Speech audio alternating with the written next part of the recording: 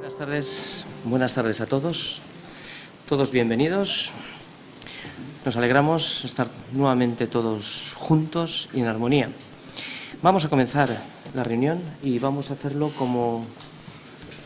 de la manera que debemos de hacerlo, y es orando para que en esta tarde, que es una tarde nueva, se pueda producir milagros en nuestro corazón, que es la renovación espiritual, porque a veces creemos saberlo todo y sabemos que no es así.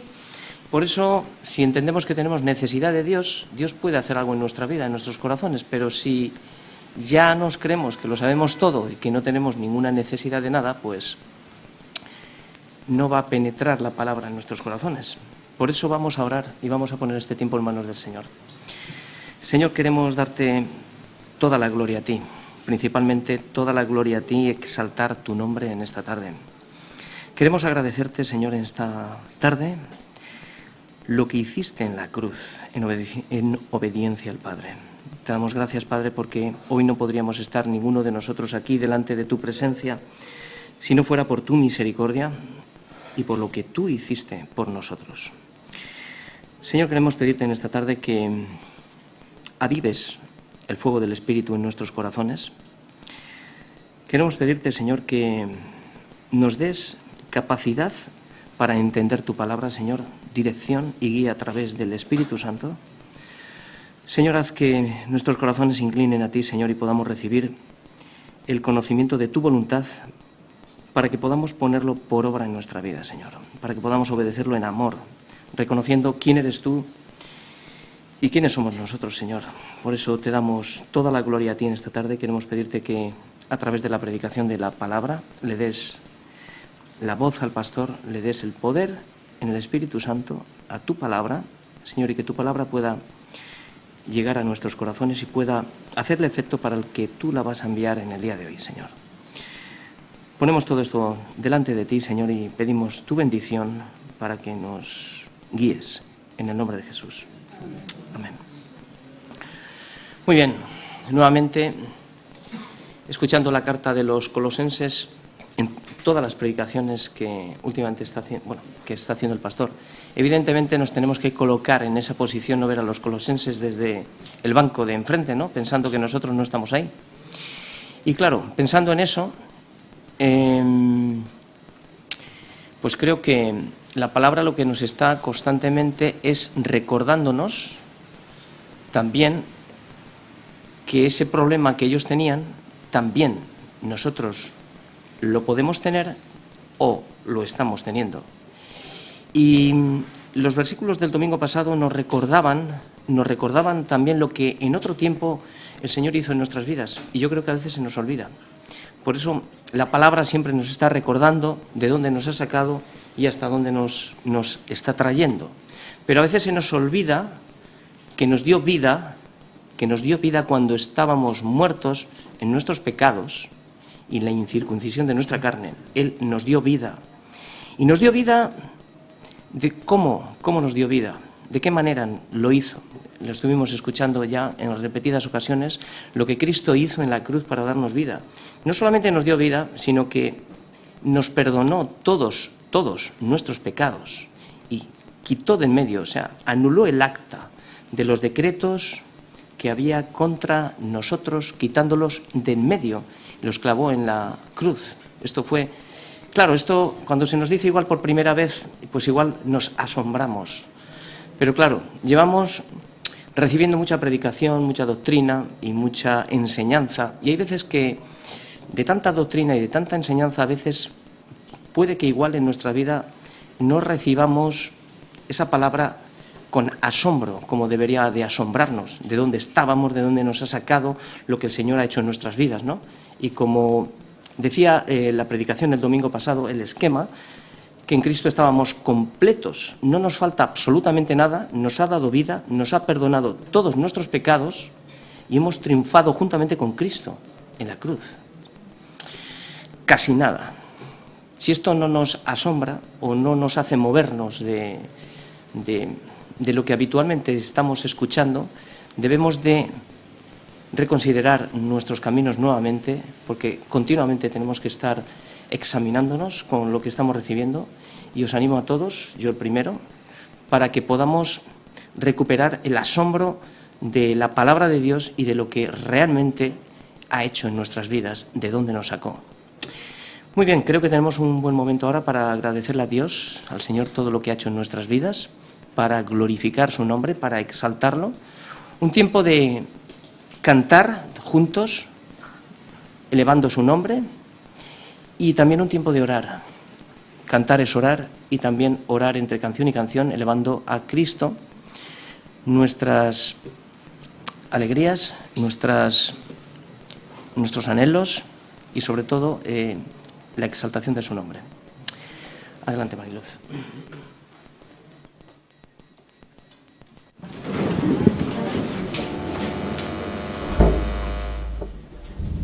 Muy bien, pues continuamos con la predicación. Adelante, pastor.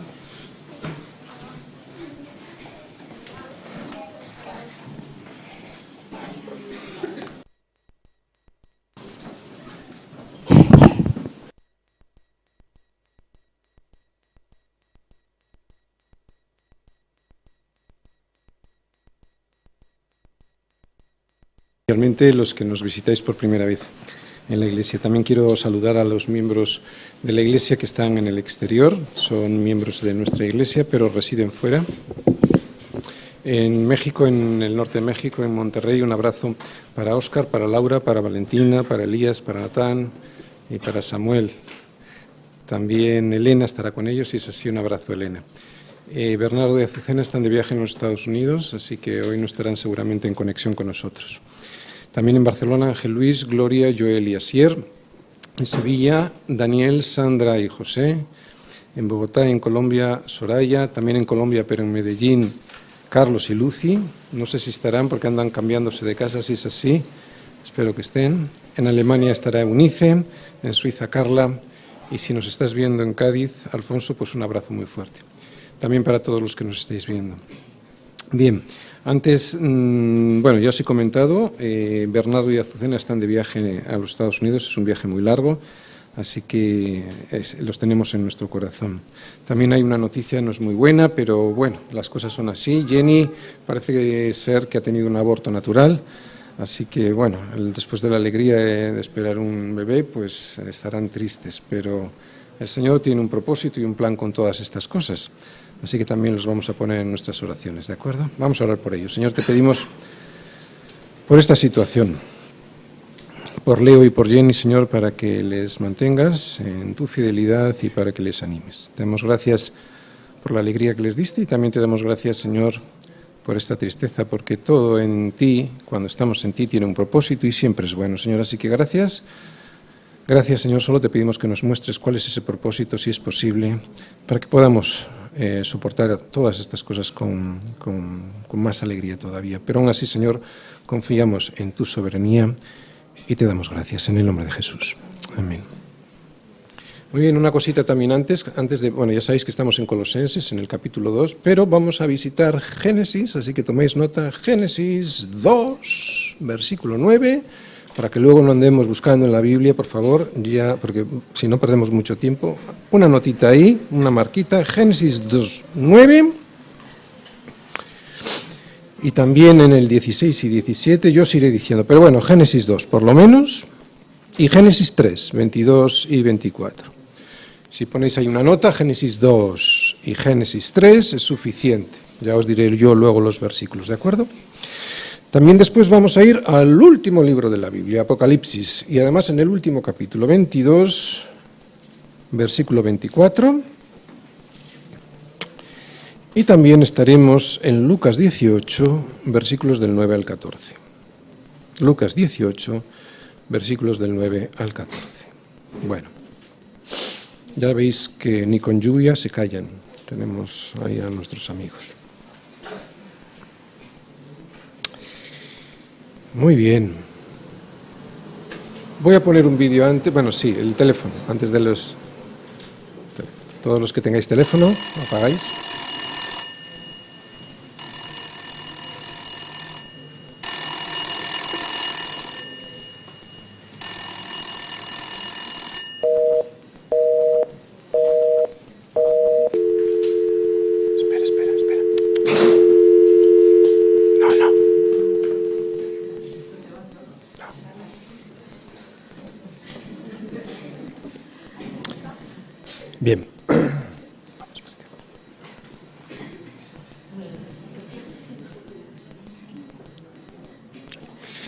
Bien, es un vídeo que hace ya tiempo he puesto, o sea que lo conocéis, pero viene muy bien para entender algo que vamos a insistir y que predicamos el domingo pasado, ¿vale? Lo vemos y luego ya mandamos a los quiero que lo vean también los niños, por eso no he mandado a la escuelita bíblica, lo vemos y luego predicamos.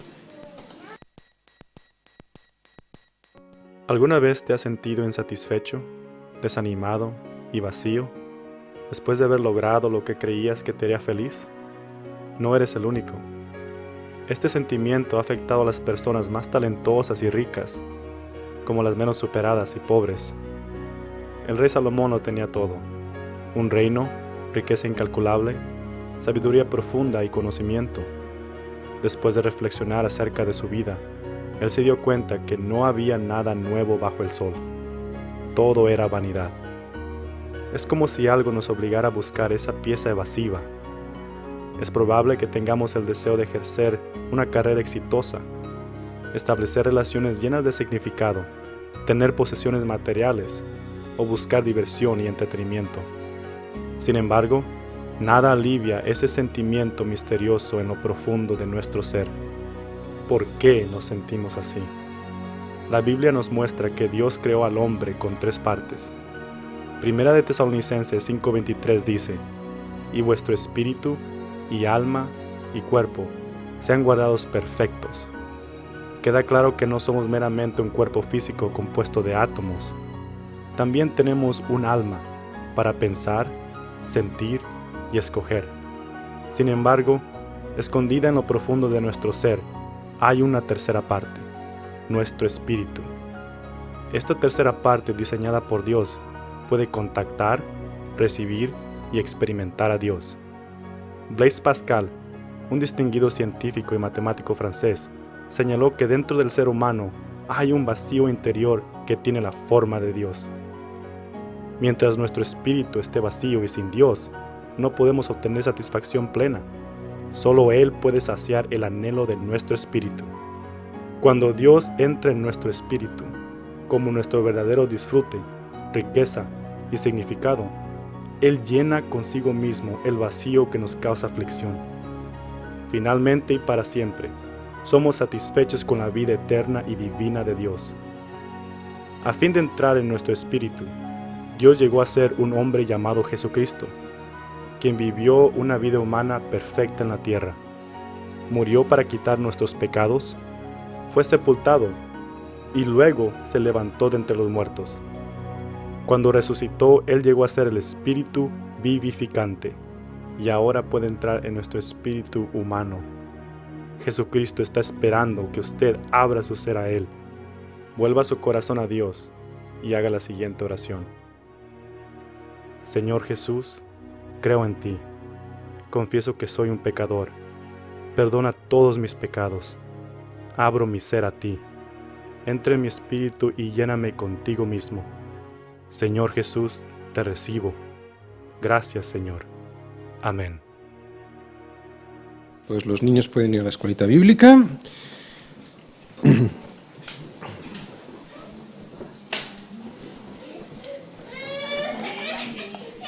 Unos quieren ir antes de tiempo y otros no.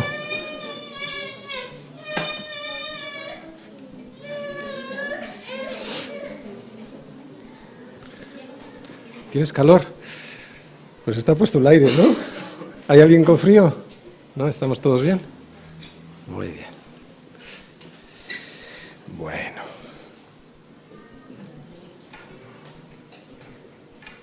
Vamos a esperar un poquito.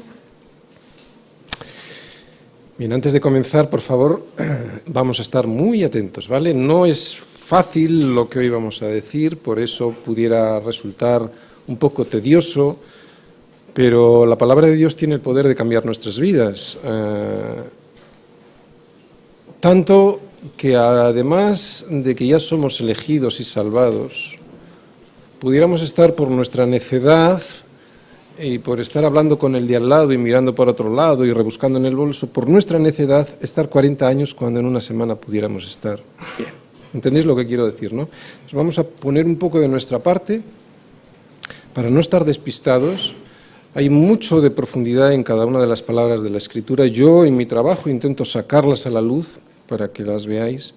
y de esa manera pues que todos podamos disfrutar del Evangelio, pero como tiene que ser disfrutado, o sea, que realmente podamos cumplir el propósito que Dios tiene para nuestras vidas, ¿de acuerdo? Vamos a orar. Señor, te damos gracias por tu palabra, también por el Espíritu Santo que hoy va a tocar nuestros corazones. Señor, y también quisiéramos que pusieras en nuestro corazón ese deseo de poder estar atentos para que podamos escuchar con atención. Gracias, Señor, en el nombre de Jesús. Amén. Muy bien.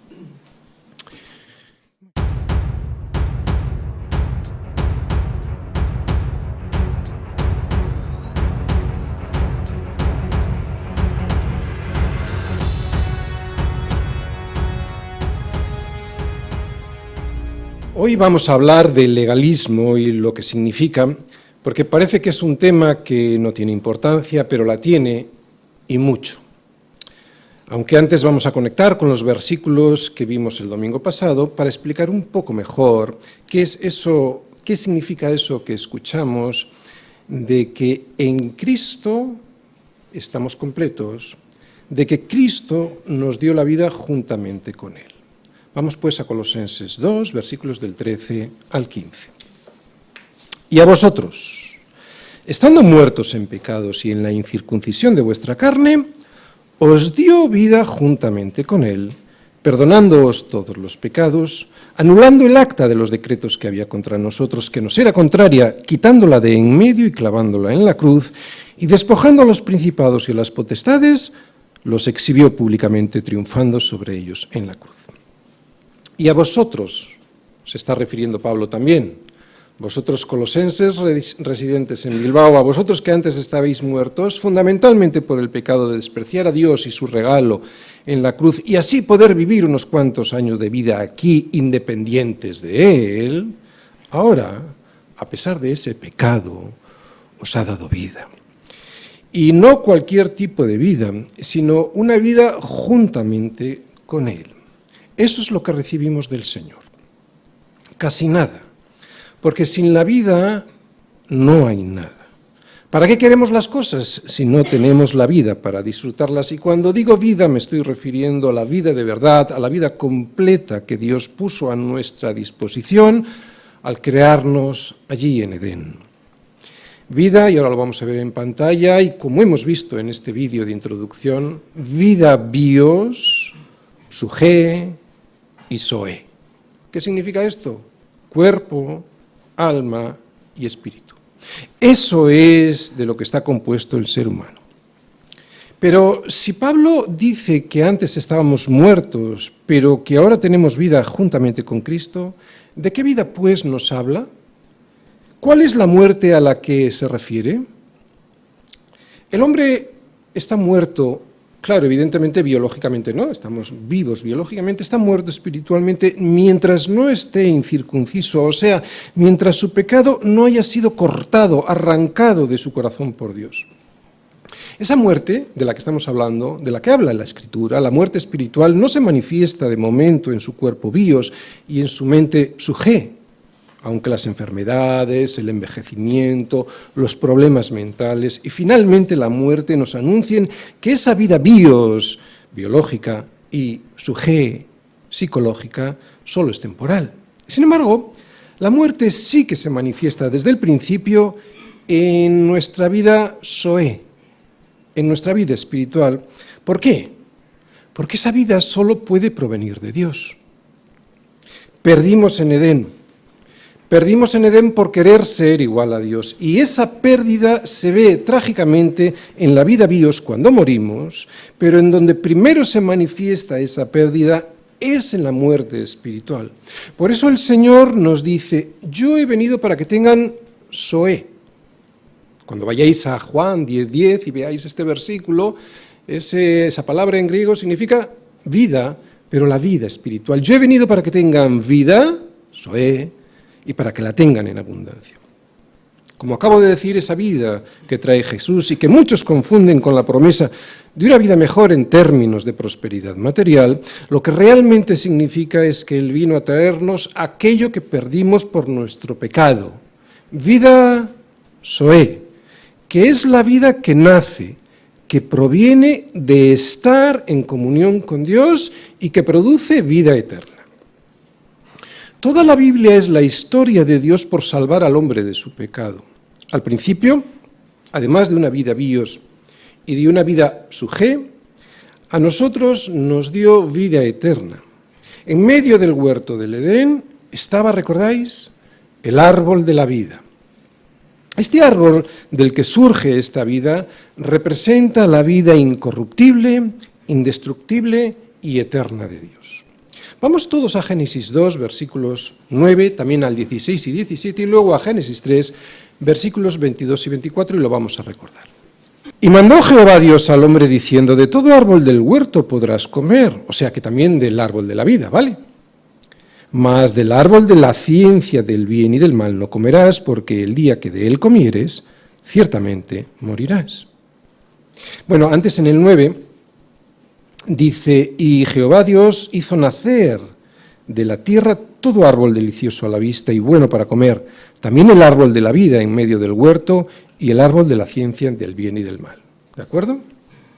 Pero sin embargo, y nos vamos al 3, a Génesis 3, versículos del 22 al 24, fijaros, después del pecado, después de la caída, lo que dice Dios. Y dijo Jehová Dios, he aquí el hombre es como uno de nosotros, sabiendo el bien y el mal. Ahora pues, que no alargue su mano y tome también del árbol de la vida y coma y viva para siempre. Y los sacó Jehová del huerto del Edén, para que labrase la tierra de que fue tomado. Echó pues fuera al hombre y puso al oriente del huerto de Edén querubines y una espada encendida que se revolvía por todos lados para guardar el camino del árbol de la vida. En estas líneas hemos visto que Dios, al crear al hombre, también le dio, además de una vida bios y de una vida psujé, lo que le dejó fue el árbol de la vida del cual podía comer ese alimento. Era un árbol del que surgía una vida que dependía de Dios. Antes de que el hombre cayese en pecado, éste solo tenía vida bios y subjé, pero podía comer del árbol de la vida que le mantenía con vida zoé, o sea, una vida eterna que dependía de Dios. ¿Por qué podía comer de este árbol de la vida? Porque tenía una relación con Dios. ¿Entendéis? ¿Vais entendiendo qué es lo que pretende el Señor cuando quiere que estemos en Cristo? Otra vez, ¿por qué podía comer del árbol de la vida y por lo tanto tener vida eterna antes de caer en pecado? Porque tenía una relación con Dios. Este era el propósito de Dios, que el hombre viviera de verdad y al estar en comunión con Dios, que también tuviese vida eterna. Pero el hombre cayó en pecado y como acabamos de leer, Dios le expulsó. Ya no podía comer del árbol de la vida, por lo tanto ya no tenía vida zoé. Desde Génesis 3 hasta el último capítulo de Apocalipsis, la Biblia nos presenta a un Dios lleno de gracia y misericordia, persiguiendo a un hombre que huye de él y le persigue para querer darle lo que necesita, lo que más necesita, pero que siempre desprecia, la comunión con él, para que pueda volver a tener acceso al árbol de la vida y así poder compartir la vida eterna de Dios, porque la vida eterna es de Dios y Él la quiere compartir con nosotros. Hemos leído el principio de la caída en Génesis 3. Vamos a leer el final de esa caída en Apocalipsis 22, versículo 14, para poder volver a ver ese árbol de la vida. Vamos todos a Apocalipsis 22, 14. Bienaventurados los que lavan sus ropas para tener derecho ¿a qué? Al árbol de la vida.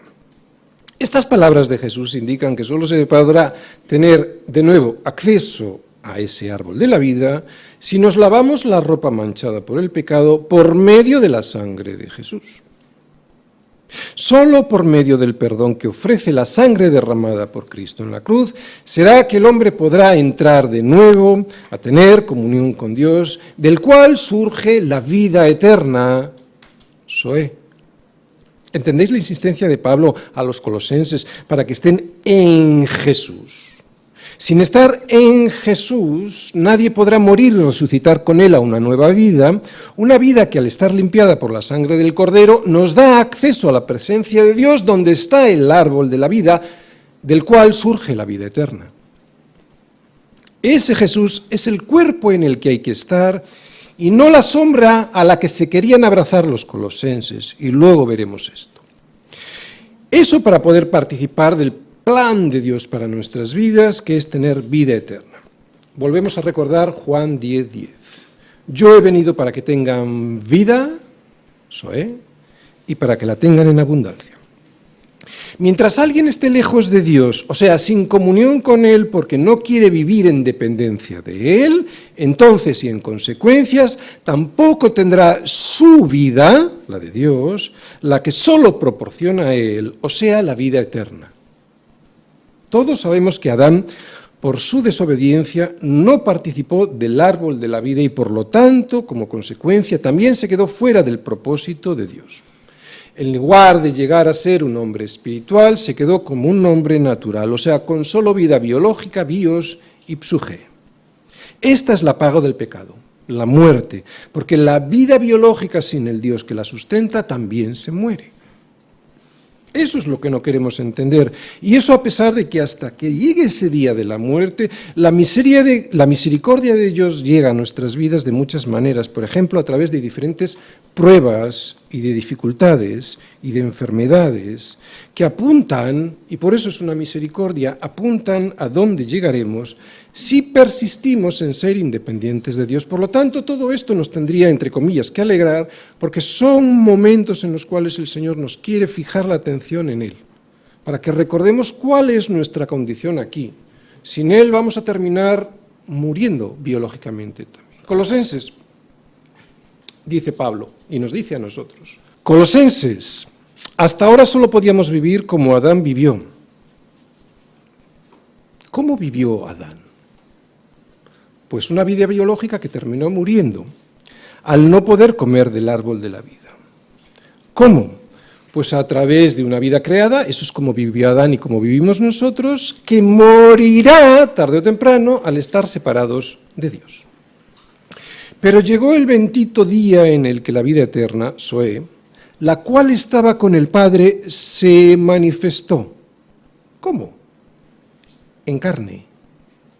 El verbo de vida, Zoé, que era Dios mismo, se hizo carne. ¿Y por qué lo hizo? Porque de tal manera amó Dios al mundo, que ha dado a su Hijo unigénito para que todo aquel que en Él crea no se pierda, mas tenga Zoé. Muchos no lo creen.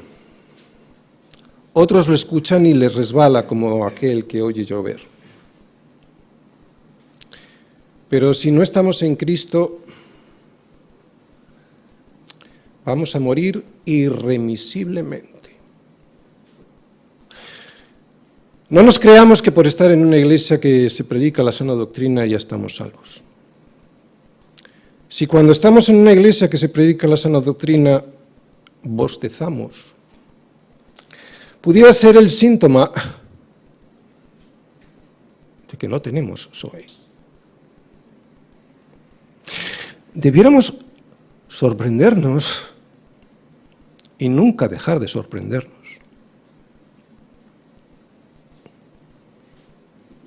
Muchos no lo creen, pero el que no esté en... Me gustaría ver aquí a Pablo. No sé cómo predicaría, francamente, no lo sé. No es una broma.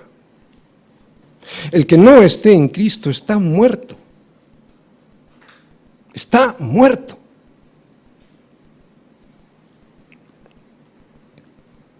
Dios dice que solo aquel que cree en el que Él envió al mundo para que no se pierda, podrá tener vida, Zoé, la vida eterna.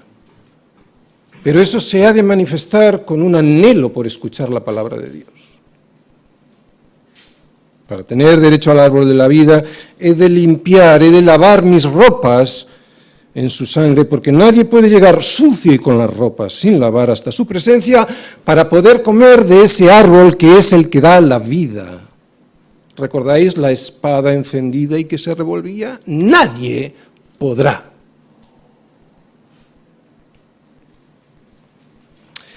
Has de dejarte ser salvado por el único que ha podido acercarse a ti y limpiarte. Cristo es el único que tiene poder para llevarte hasta el Padre. Porque sí, hay un solo Dios, pero también hay un solo mediador entre Dios y los hombres, Jesucristo, hombre. Jesucristo hombre, o sea, el hombre de verdad, Dios mismo hecho hombre, para cumplir lo que tú jamás podrías llegar a cumplir aunque quisieras. Por eso dije el domingo pasado que la fe bíblica no consiste en lo que tú puedes hacer por Dios para salvarte. La verdadera fe consiste en creer lo que Dios ya ha hecho por ti. No puede ser que yo haga algo para salvarme porque no puedo, punto 1, y porque ya está todo hecho. Colosense, deja pues ya de hacer intentos en la carne para acercarte a Dios y disfruta de la salvación que ya tienes en Él y lo que ya ha hecho Él, porque lo necesitas. Este es el Evangelio de la gracia de Dios. El mensaje de la gracia de Dios me dice que puedo comer del árbol de la vida, o sea, del pan que descendió del cielo, para dar fruto y no al revés. Y ya empezamos a introducir el tema del legalismo, porque no se trata de dar fruto para así poder tener vida. ¿Entendéis la diferencia? Vamos a empezar a hablar del legalismo. Colosenses, mirad que nadie os engañe, no vaya a ser que os quedéis sin premio. No te quedes sin premio por el orgullo de querer ganarlo por ti mismo. Colosenses 2, versículos 16 al 17. Por tanto, nadie os juzgue en comida o en bebida o en cuanto a días de fiesta, luna nueva o días de reposo. Todo lo cual es sombra de lo que ha de venir, pero el cuerpo es de Cristo. Nadie os prive de vuestro premio, afectando humildad y culto a los ángeles, entremetiéndose en lo que no ha visto, vanamente hinchado por su propia mente carnal, y no asiéndose a la cabeza, en virtud de quien todo el cuerpo, nutriéndose y uniéndose por las coyunturas y ligamentos, crece con el crecimiento que da Dios. Pues si habéis muerto con Cristo en cuanto a los rudimentos del mundo, ¿por qué, como si vivieseis en el mundo, os sometéis a preceptos tales como no manejes, ni gustes, ni aun toques, en conformidad a mandamientos y doctrinas de hombres, cosas que todas se destruyen con el uso? Tales cosas tienen a la verdad cierta reputación de sabiduría en culto voluntario, en humildad y en duro trato del cuerpo, pero no tienen valor alguno contra los apetitos de la carne. Lo que Cristo hizo en la cruz, como pudimos ver el domingo pasado, fue perdonarme al clavar allí todos mis pecados, pagando por mí. Y de esa manera, anulando el acta de los decretos que me era contraria, pudo quitar todo el poder que tenían los principados y potestades de este mundo y exhibirlos públicamente en su derrota. Y si esto es así, si Él ya lo ha hecho todo, por tanto, versículos 16 al 18, por tanto, nadie os juzgue en comida o en bebida o en cuanto a días de fiesta, luna nueva o días de reposo, todo lo cual es sombra de lo que ha de venir, pero el cuerpo es de Cristo. Nadie os prive de vuestro premio. Si la sabiduría y necedad de este mundo con sus principados y potestades fueron exhibidas públicamente en su derrota, entonces, dice Pablo a los colosenses, ¿por qué os queréis volver a someter a ellos? Algo que debiéramos entender bien los cristianos y que a veces no conseguimos entender es saber que no solo hemos sido salvados por gracia, sino que también seguimos caminando por gracia, no por obras, aunque hacemos obras. Por eso Pablo les está advirtiendo a los colosenses que nadie les condene. No dejéis que nadie os prive de la realidad que ya tenéis en Cristo. Que ninguno de esos falsos maestros que se jactan de vosotros y que os menosprecian poniéndose como árbitros contra vosotros para engañaros, os prive del premio que ya os dio Cristo, que es la salvación. Y que no os lo quite ni os lo eche en cara solo porque no hacéis ciertos rituales. Los falsos maestros, además de una enseñanza equivocada que dejaba fuera del trono a Cristo, como, no sé, le tenían como alguien accesorio, decidían, como si fuesen ellos árbitros de la salvación, quién era cristiano y quién no lo era. Y lo grave es que lo decidían en función de a través de unos juicios como por ejemplo sobre la comida que comían y la bebida que tomaban. Y aquí quiero hacer un apunte, no solo está hablando de judaísmo, es cierto, sino que también está hablando de paganismo, porque en los rituales judíos casi no se habla de la bebida y sin embargo sí de la comida, y aquí estamos hablando de bebida. Por lo tanto, era una mezcla entre ritualismo judío y ritualismo pagano, ¿vale? Hacían los juicios sobre los colosenses en función de si hacían ciertas cosas, digo, como por ejemplo, acabo de decir, la comida que comían, la bebida que tomaban, o sobre los días de fiesta que guardaban o no guardaban, sobre si rendían culto a los ángeles o no, y si tenían experiencias sobrenaturales. Esto es muy típico en algunas iglesias, ¿vale? Hacer juicio de valor en función de experiencias sobrenaturales, o sobre si mortificaban su cuerpo para ser más agradables al Señor. Pablo les dice que poner su vista ahí les podría llevar fuera de Cristo y que por lo tanto podrían perder el premio que ya tenían delante y ganado por Cristo. De estos tres errores que Pablo les presenta y en los que están a punto de caer, el legalismo con su ritualismo del antiguo pacto, el misticismo y el ascetismo, hoy solo vamos a ver el primero, ¿vale? Vamos a hablar del legalismo. Lo primero que los falsos maestros les estaban diciendo es que no eran cristianos a los miembros de esta iglesia, por lo menos que no eran cristianos de primera, porque no comían lo que debían comer, porque no guardaban las fiestas que debían guardar. Pero Pablo les dice que todo eso era la sombra de lo que habría de venir. Todo el sistema ritual que los judíos habían recibido de parte de Dios era la sombra que proyectaba el cuerpo que estaba viniendo y que llegó con Cristo, ¿entendéis? Otra vez. Todo el sistema ritualista que los judíos habían recibido de parte de Dios, y sí lo habían recibido de parte de Dios, era simplemente la sombra del cuerpo que habría de venir y que llegó en Cristo. Y tenía un motivo claro esto, era formar un pueblo único y especial, separado del resto por Dios, con el único y principal motivo de ir preparando la llegada, el camino de Jesús. Así lo profetizó Isaías y también lo recordó Juan el Bautista diciendo: arrepentíos, porque el reino de los cielos se ha acercado, pues este es de quien habló el profeta Isaías cuando dijo: voz del que clama en el desierto, preparad el camino del Señor, enderezad sus sendas. Todas estas fiestas y sacrificios tenían como motivo reunir en un pueblo, con Dios en medio, esperando este pueblo pues al prometido por él para salvarles, y que cumpliría este Mesías en sí mismo cada una de las fiestas y el sacrificio definitivo. Por eso Pablo dice que una vez llegado el cuerpo, ya no tenía ningún sentido seguir abrazando las sombras de ese cuerpo. ¿No? Tiene mucho sentido.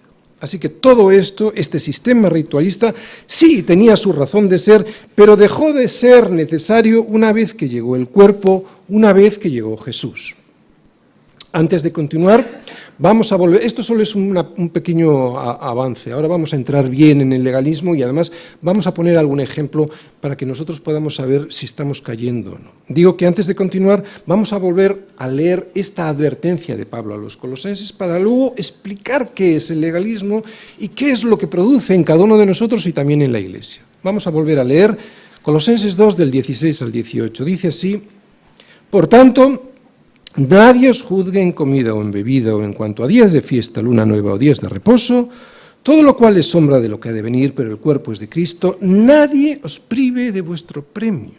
En otras palabras, por tanto, que nadie os menosprecie porque Cristo cumple todos los sacrificios anteriores en uno solo y porque cumple y cumplirá todas las fiestas que hasta ahora os recordaban la llegada del Mesías. A ver, colosenses, Cristo es el cumplimiento, les dice Pablo.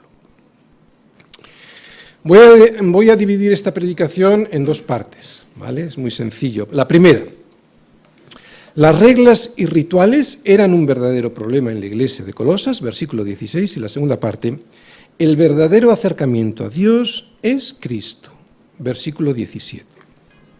Primera parte: legalismo, un verdadero problema. Por tanto, nadie os juzgue en comida o en bebida o en cuanto a días de fiesta, luna nueva o días de reposo. Ya lo sabemos, pero lo repetimos, nunca podremos acercarnos a Dios a través de nuestros propios esfuerzos. ¿Por qué? Pues porque para eso, como ya dijimos el domingo pasado, tendríamos que ser perfectos como Dios, y yo creo que aquí nadie se atrevería a afirmar tal cosa. La verdad es que ante esta evidencia, la de que no somos perfectos, la de que somos pecadores, ante esta evidencia solo nos queda confiar en el amor de Dios y su gran misericordia al enviar su Hijo en nuestro lugar a morir, en su perdón y en la imputación de su justicia para poder vivir. Estas son las buenas noticias del Evangelio y que Pablo muestra al denunciar a los falsos maestros y su falsa enseñanza legalista. Mirad, no os creáis que los falsos maestros llegan por las iglesias negando la fe o forzando a los demás a que la neguemos, no. Generalmente aparecen, o por las iglesias o por la vida de uno, generalmente aparecen mostrando sus dudas sobre Cristo y su suficiencia, Cristo el suficiente, o torciendo la verdad para que ésta sea más aceptable. En el caso de Colosas se trataba de negar la suficiencia de Cristo. Y sabemos por las Escrituras que cuando honramos a Cristo como el suficiente Salvador, cuando le honramos con nuestra fe, con nuestra obediencia y con nuestra vida, Dios Padre nos honra a nosotros por honrar a su Hijo. Dios Padre ama con un amor eterno al Hijo. Es por eso que Dios Padre acepta a cualquier persona en su Hijo. En su Hijo. O sea, Dios recibe a cualquiera que ponga toda su confianza en Cristo y a ninguna que no tenga su completa confianza en Él. Es así de claro.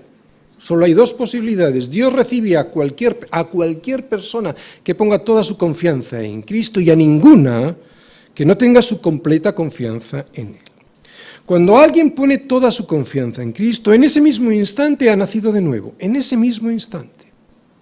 En ese mismo instante, y desde el momento del nuevo nacimiento que produce una nueva naturaleza, se produce en el creyente, en la persona, una reacción de amor y de deseo por obedecer la ley moral de Dios. No el sistema ritualista, estoy hablando de la ley moral de Dios, y desde ese momento del nuevo nacimiento, como digo, aparece una reacción de amor por su palabra que brota como un fruto natural. O sea, brota de la persona como un fruto natural, ese amor por la palabra, y no forzado por estudiarla o leerla. Es un fruto del Espíritu Santo y brota de manera natural de mi nueva naturaleza y que no es forzado para obedecer por fuerza, no es forzado. Tengo que ser para poder hacer. No puedo hacer para ser. Esto es lo contrario de lo que la gente quiere y hace en las religiones. Otra vez, tengo que ser para poder hacer. No puedo hacer para ser. Antes no era así. Antes de mi nuevo nacimiento estaba perdido y lo que es peor, en mi extravío criticaba a Dios y sus leyes que solo buscan mi bien y perfección. Pero ahora ya no.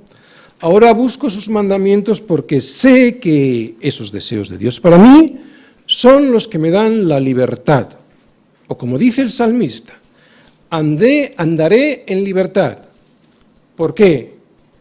Porque busqué tus mandamientos. Es algo que surge del corazón regenerado.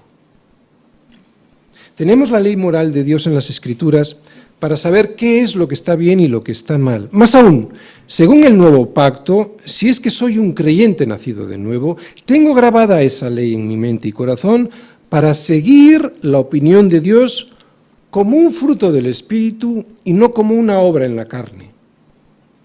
¿Entendéis la diferencia entre una relación personal con Dios, del cual surge un espíritu que quiere obedecer, a una religión que se fuerza a obedecer por las obras de la ley? Seguir la opinión de Dios y no la mía, o la del político de turno, o la del filósofo, o la del psicólogo cuando entran a decidir y a pontificar sobre lo que está bien y lo que está mal. Otra vez, seguir la opinión de Dios y no esas, incluida la mía, eso no es legalismo. Vuelvo a insistir. Seguir la opinión de Dios y no la mía y la de los demás, Eso no es legalismo. Por lo tanto, preocuparme por mi santidad, buscando en las Escrituras y en mi corazón limpiado por ellas cuál es la voluntad de Dios para mi vida, eso no es legalismo. En mi corazón limpiado por ella, por las Escrituras, no en mi corazón retorcido y no regenerado. No es legalismo, es simplemente preocuparme por mi santidad para ser más como Jesús y así poder ser libre de mí mismo y de mi propia opinión que siempre me llevan al desastre. Por lo tanto, no es legalismo cuando obedezco a Dios y no lo hago para intentar ganar nada porque ya sé que todo fue ganado por Cristo en la cruz. No es legalismo cuando le obedezco a Dios y lo hago como un fruto que surge de mi nueva naturaleza regenerada por Dios, naturaleza que le agrada agradarle a Él. Así pues, claro que está muy bien preocuparme por mi santidad y buscar agradar a Dios, pero en la iglesia de Colosas ocurría otra cosa muy diferente. Algunos creyentes estaban volviendo a la ley y a los rituales para adquirir mayor conocimiento. Y además, juzgaban a los demás por no seguir esas leyes rituales en vez de poner toda su confianza en Cristo para acercarse a Dios.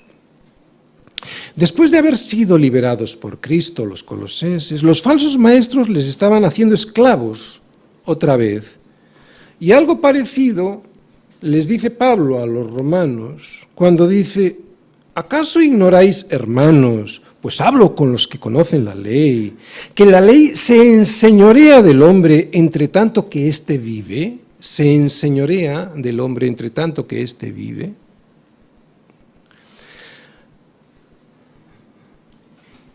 Así pues, para los colosenses, el Señor, si os fijáis, ya no era Cristo. Volvía a ser la ley. Sin embargo, Pablo no desprecia la ley, porque un poco más adelante les dice a los mismos romanos que aunque la carne suya se rebela contra las cosas de Dios, según el hombre, la carne, según su hombre interior, él se deleita en la ley de Dios. Así pues, hay que hacer una distinción clara entre amar la ley moral de Dios y el legalismo. Entre amar la ley moral de Dios y desear cumplirla, pero poniendo para ello toda nuestra confianza en Cristo y no en nosotros, para poder cumplirla, y el legalismo, que se enseñorea del hombre impidiéndole ser libre para poder amar a su Señor, para que termine haciendo por obligación lo que por obligación la carne jamás podrá hacer: agradar a Dios.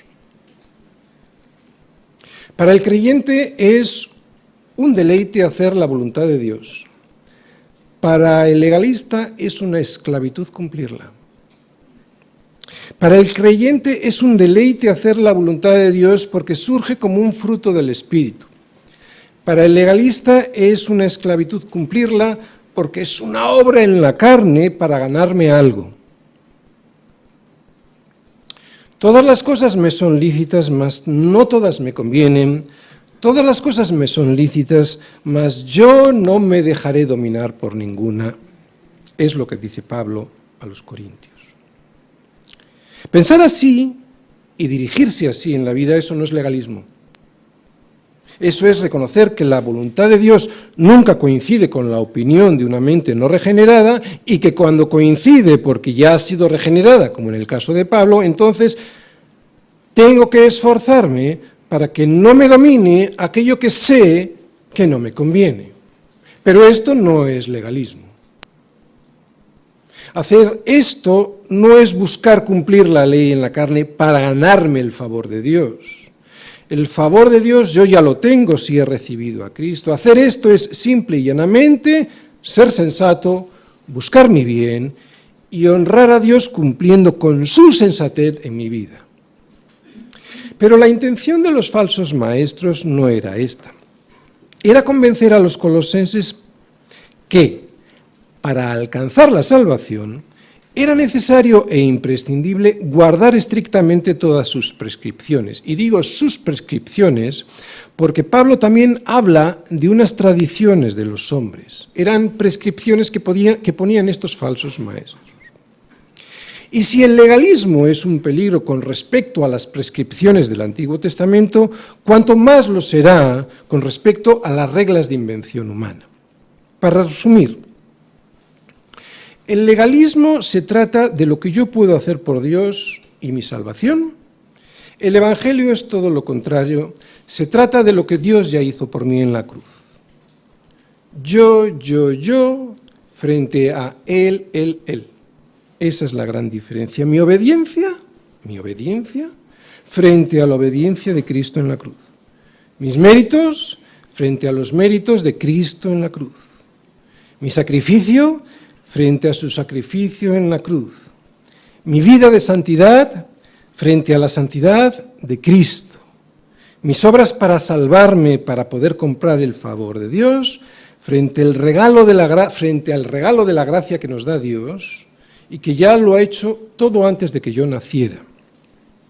Esa es la diferencia. Es sutil la diferencia.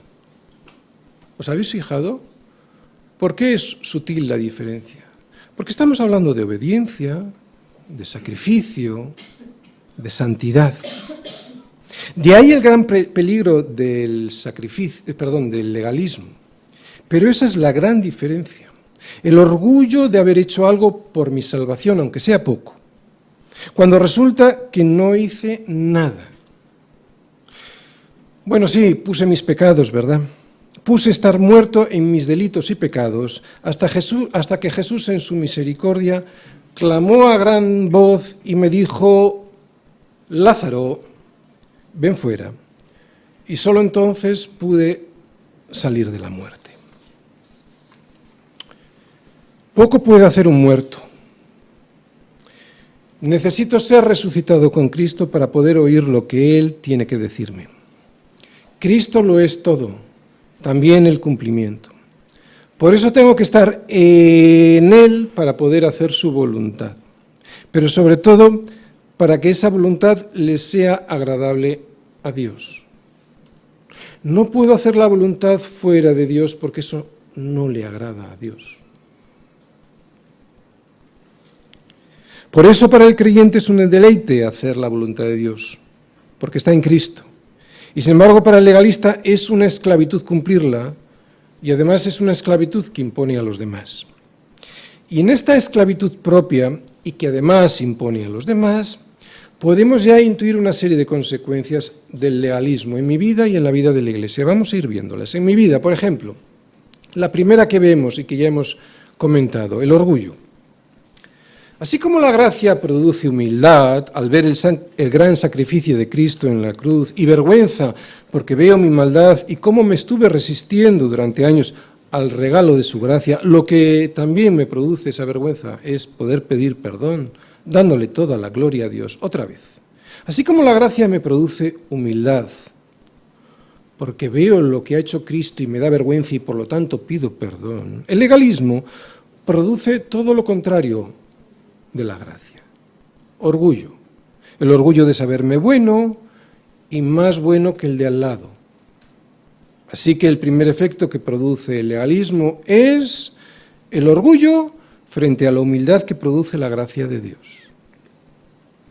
El mejor ejemplo que podemos tener en la Biblia para ver el orgullo que produce el legalismo frente a la humildad que produce la gracia, al confesar que yo soy incapaz de salvarme por mí mismo a través del cumplimiento de la ley, es un ejemplo que ahora vamos a ver y que muchas veces se pone porque es muy ilustrativo.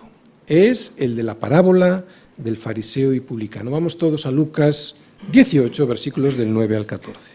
A unos que confiaban en sí mismos como justos y menospreciaban a los otros, fijaros, los que confían en sí mismos siempre menosprecian a los otros, ¿no?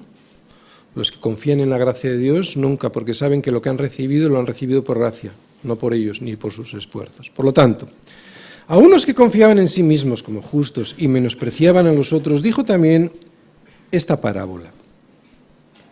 Dos hombres subieron al templo a orar, uno era fariseo y el otro publicano. El fariseo, puesto en pie, oraba consigo mismo de esta manera: Dios, te doy gracias porque no soy como los otros hombres, ladrones, injustos, adúlteros, ni aun como este publicano. Ayuno 2 veces a la semana, doy diezmos de todo lo que gano, hago. Mas el publicano, estando lejos, no quería ni aún alzar los ojos al cielo, sino que se golpeaba el pecho diciendo: Dios, sé propicio a mí, pecador. Os digo que éste descendió a su casa justificado antes que el otro, porque cualquiera que se enaltece será humillado, y el que se humilla será enaltecido. Este es el ejemplo más claro de cómo el legalismo se enfrenta a la gracia de Dios produciendo orgullo. El orgullo de creer que puedo ganar el favor de Dios a través de mi obediencia. Porque claro, ¿cómo no voy a tener el favor de Dios si yo lo valgo? Es curioso cómo el fariseo, intentando manipular a Dios con el cumplimiento más que sobrado de la ley, porque cumplía más de lo que la ley decía, no consiguió el favor de Dios, y cómo el publicano, reconociendo su pecado y su más absoluta incapacidad para agradar a Dios por sí mismo, salió justificado. El orgullo frente a la humildad. Así que ya acabamos de ver el primer resultado del legalismo, orgullo. Vamos a ver el segundo que podemos ver, frustración. Otra consecuencia del legalismo es la frustración en la vida. Como es imposible en la carne cumplir siempre y de manera perfecta el estándar que Dios me pide en su ley moral, me frustro y no tengo gozo. Sin embargo, la gracia me muestra una misericordia y compasión que, bien entendidas y sin abusar de ellas, producen una alegría inmensa, porque el Señor me dice, y espero que se entienda bien, cuando el pecado abundó, sobreabundó la gracia. Pero esta gracia de Dios tengo que entenderla bien, como advierte Pablo. ¿Qué pues diremos? ¿Perseveraremos en el pecado para que la gracia abunde? En ninguna manera. Así pues, la gracia de Dios bien entendida y sin usarla como excusa para cultivar el pecado, produce gozo, mucho gozo y una gran liberación, porque sé que no puedo. Y Dios me dice que sobre mí derrama toda su misericordia. No hay nadie más alegre que aquel que, sabiéndose preso, se le anuncia que alguien le ha liberado porque ha pagado por su liberación. Alegría y agradecimiento por la gracia de Dios, eso es todo lo contrario a la tristeza y el orgullo del legalismo. Vamos a ver otra consecuencia. Rechazo de la soberanía de Dios. Esta es muy importante. Vivir bajo la gracia de Dios y no solo ser salvado por ella. A ver, somos salvos por gracia, ¿verdad? Bueno, escuchad bien. Vivir bajo la gracia de Dios y no solo ser salvado por ella, me ayuda a aceptar la soberanía de Dios y por lo tanto a tener contentamiento siempre. Y cuando hablo de contentamiento no estoy hablando de estar siempre sonriendo por la vida como si fuésemos estúpidos. No. Estoy hablando de un contentamiento, o sea, de un gozo interior a pesar de las dificultades. Cuando vivo bajo la gracia, no solo cuando soy salvo por gracia, sino cuando vivo bajo la gracia, ya sé que no se trata de que como me porto bien, pues el Señor me va a corresponder con lo que yo creo que me debe corresponder. No, me porto bien porque deseo agradar a aquel que me salvó y sé que es bueno para mí hacerlo, me dé lo que quiero que me dé o no. Dios no me debe nada por muy bien que me porte. Es muy importante entender esto, muy importante, antes de que lleguen desgracias a la vida, ¿de acuerdo? Muy importante. El legalismo manipula a Dios y por lo tanto en el fondo rechaza su soberanía. La santidad, la verdadera, acepta todo de Dios. Todo. No es fácil. Una vez escuché a una madre a la que se le había matado un hijo en un accidente de carretera contarme con lágrimas en los ojos la pena que había en su corazón por la muerte repentina de su hijo. Intenté consolarla, pero no pude. Sé que era una buena cristiana y que oraba por su hijo porque su hijo se había apartado. Y ella me preguntaba, ¿cómo podía ser que Dios no hubiese escuchado sus oraciones? Lo que yo le dije es que ella no sabía si Dios había escuchado sus oraciones, que probablemente sí lo hizo, pero aunque no le respondió como ella quería, eso no le quitaba ni un ápice de bondad y de justicia a Dios. Ojalá hoy esta mujer haya sido ya consolada, pero aquel día no pude hacerlo. Y no pude porque no entendía la soberanía de Dios. Una cosa es el dolor normal por la pérdida, por ejemplo, de un ser muy querido. Es un dolor muy profundo que produce vértigo. Yo lo sé. Y otra cosa muy distinta es la frustración que surge del legalismo por creer que Dios me debe lo que le pedí, por muy piadosa que sea esa súplica. Dios es Dios. Bien, voy a poner un ejemplo más cercano y cotidiano, ¿vale? Los jóvenes están de exámenes finales. Yo sé que mi hija, en la carne, preferiría estar ahora en casa estudiando en vez de estar en la iglesia, pero está en la iglesia. Yo espero que no lo haga como una obra en la carne para recibir el aprobado a cambio. Eso sería legalismo. Eso sería manipular a Dios a través del cumplimiento de un deber. Pero estar en la iglesia no es ningún deber. Espero que lo haga porque al estar en Cristo, ella desea honrar a Dios, le dé lo que le dé, aprueba o suspenda, a pesar de que estudia mucho. Dios no me debe nada. Lo que me ha dado ha sido por gracia, no por las obras de la ley, ni mucho menos porque yo lo valgo y me lo merezco. En mi vida, pues, el legalismo produce orgullo, frustración y rechazo de la soberanía de Dios y en la iglesia división. Otro de los efectos que produce el legalismo es la división en la iglesia. Eso se ve muy claro en esta iglesia en Colosas. En la iglesia de Colosas había personas que se envanecían por cumplir unas dietas rituales y que con el cumplimiento de unos determinados días de fiesta, luna nueva y días de reposo, estaban diciendo a los demás pues que eran menos que ellos, ¿no? Pero no solo había envanecimiento personal, eso ya lo hemos visto al principio cuando hemos hablado del orgullo, sino que además juzgaban a los otros porque no cumplían lo que ellos sí hacían, ¿no? Y entonces eso lo que hacía era dividir a la iglesia en dos. Por eso Pablo les tiene que decir, nadie os juzgue, no si estáis en Cristo o no, sino en comida o en bebida o en cuanto a días de fiesta, luna nueva o días de reposo. Que nadie os juzgue porque vosotros estáis completos en Él, que es la cabeza de todo principado y potestad.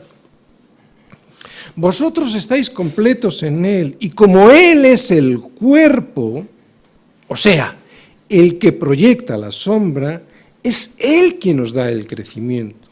Solo hay que estar en Él para recibir la gracia de Dios, porque el crecimiento no viene del cumplimiento de las reglas, el crecimiento lo produce Cristo al que estamos unidos. Vamos a pasar al segundo versículo, que lo he titulado El verdadero acercamiento a Dios es Cristo, y dice así: todo lo cual es sombra de lo que ha de venir, pero el cuerpo es de Cristo, nadie os prive de vuestro premio.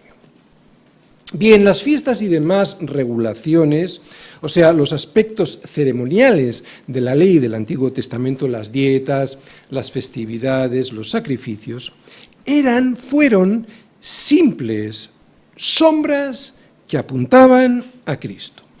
Pero con la llegada de Cristo, quien es la realidad última de las cosas, esas sombras carecen de valor. Como os gustan mucho los ejemplos, os voy a poner un ejemplo para que lo entendáis mejor. Yo creo que lo entendéis, pero ya veréis. ¿Qué le diríamos a una novia que ha estado durante mucho tiempo esperando a su amado, el regreso de su amado a casa, y que cuando éste regresa resulta que en vez de abrazarse a él, Abraza la foto que todos los días miraba deseando que llegara. Pues que no está bien de la cabeza, ¿verdad? Si deseo santidad y debo desearla, tengo que entender mejor la gracia de Dios para poder estar en Cristo y al estar en Él poder crecer. No se puede crecer por el cumplimiento de la ley. La ley me condena. La gracia de Dios, la gracia de Dios en Cristo me salva. Entender este concepto maravilloso de la gracia de Dios no solo me da la libertad para poder obedecer, sino que me produce el gozo de querer hacerlo. ¿Entendéis? Otra vez, entender el concepto maravilloso de la gracia de Dios, que me ha dado todo antes de que yo le pida nada. Entender ese concepto de derramamiento de su misericordia, de la gracia de Dios, no solo me da la libertad, porque ya lo tengo todo, no solo me da la libertad para poder obedecer, ya lo tengo todo, no tengo que obedecer para tener nada. Me da la libertad, ¿entendéis? Me da la libertad de poder obedecer y además me produce el gozo de querer hacerlo. Ese es el milagro, la maravilla de la gracia de Dios frente al legalismo, que solo produce esclavitud. Esta es la libertad a la que hemos sido llamados y no al legalismo que los falsos maestros de Colosas, al igual que hoy, pretenden imponernos. La libertad es Cristo, ni el legalismo ni el libertinaje. Cristo es el centro, ni el legalismo ni hacer lo que me da la gana, porque como estoy en Cristo, otra vez, la libertad es Cristo, ni el legalismo, ni el libertinaje. Tenemos una ley, según Pablo en 1 Corintios, luego lo veis, 9:21, 1 Corintios 9:21, dice que la única ley del cristiano es Cristo. El punto es este, el cuerpo y no la sombra, otra vez, la sombra eran las regulaciones rituales, ¿vale? El cuerpo y no la sombra es lo que hay que seguir. Y el punto es este, Jesucristo es Dios, pero al encarnarse se convirtió en el modelo de hombre ideal al que debo mirar para seguir. Eso es estar en Cristo y no el cumplimiento de unas normas. Ya no tenemos reglas ni rituales que nos conduzcan a Dios. Sí, es verdad que tenemos normas y que son absolutamente necesarias para organizar nuestra vida si es que queremos servir a Dios, pero hay que tener cuidado para que eso que es necesario no degenere en legalismo. Por lo tanto, y si ya no tenemos la sombra de las regulaciones y de los rituales para dirigirnos a Dios, y lo que tenemos es el cuerpo que producía esas sombras, sigamos al cuerpo, estando en Cristo, estando en el cuerpo. Cristo es el centro en el que tenemos que estar, ni en el legalismo, ni en el hacer lo que nos da la gana. En Cristo es donde tenemos que estar, porque Él es el cuerpo que vivió la vida como Dios desea que la vida sea vivida. Ninguna regla ni ningún ritual pueden darnos la vida.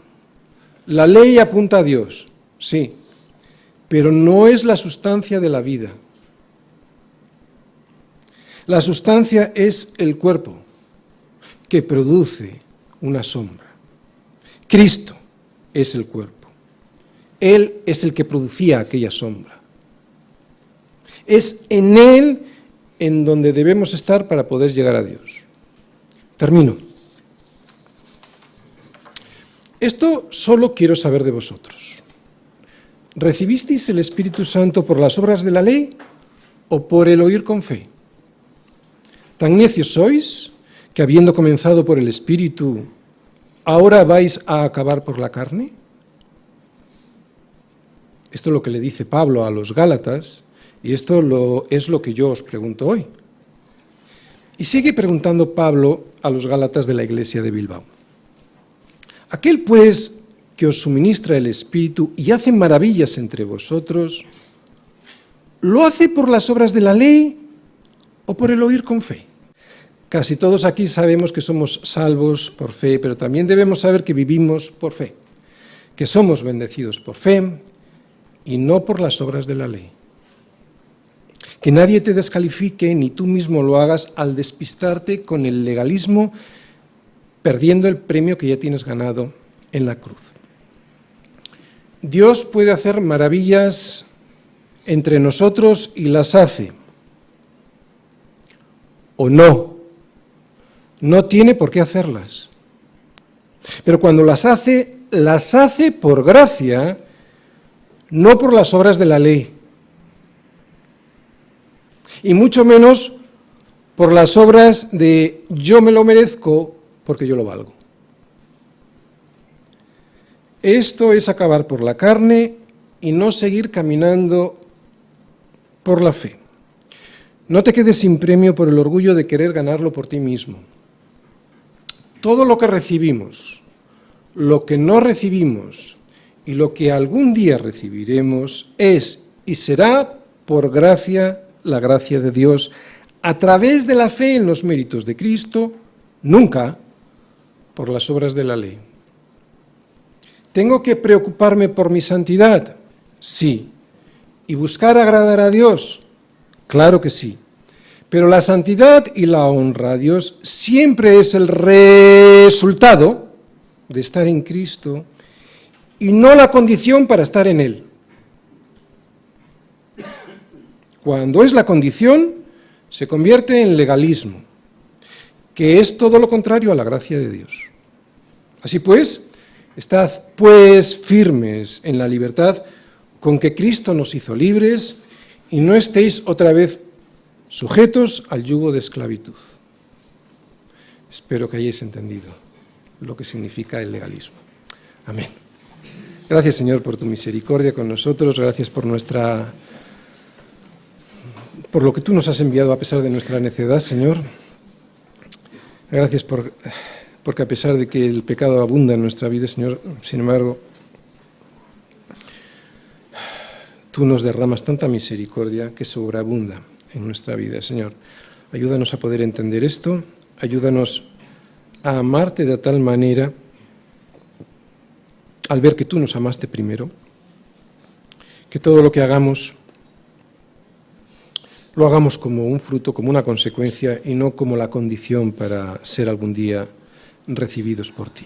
Señor, es tan importante entender esto, nos resbalamos tantas veces en esto, podemos caer de una manera sutil, tan sutil en este pecado del legalismo, Señor, porque yo hago, porque yo hice, porque Señor, ¿por qué?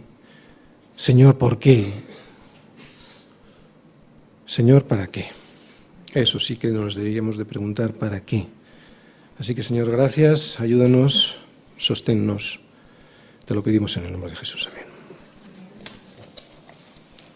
Pues muy bien, hemos terminado. Nuevamente le damos toda la gloria al Señor, le damos gracias por esta palabra poderosa que hemos recibido en nuestra vida, porque la predicación del domingo es la capacitación de los santos para la obra del Evangelio, y hemos visto esta división, esta línea tan fina que el pastor nos ha predicado hoy entre la gracia y el legalismo. Así que tenemos toda una semana, como siempre decimos, para seguir meditando, porque en la meditación está la comprensión de las Escrituras para que baje de la mente al corazón. Así que os animo para que toda la semana sigamos comiendo esta comida, ¿no? Y pueda producir ese fruto para el cual ha sido enviado a nuestra vida. Os recordamos que durante toda esta semana tenemos diferentes actividades para seguir creciendo. Mañana lunes tenemos la reunión de varones aquí a las 7:30. Los miércoles en casa de Carolina, reunión de mujeres. Los miércoles también en casa de Inés. También tenemos las reuniones por internet de nuestras células que se reúnen. Y también el sábado continuaremos con el discipulado. Ya terminamos aprendiendo a manejar las finanzas y todos los recursos que Dios nos ha dado. Así que todos los que queráis venir, estaremos a las 5:30 como todos los sábados. Muy bien, ya nos despedimos hasta el próximo día. Que el Señor os bendiga mucho, que nos guarde durante toda la semana, que profundicemos en lo que hemos recibido y que anhelemos cada día estar en su presencia. Que el Señor os bendiga mucho hasta el próximo domingo aquí a las 6 de la tarde.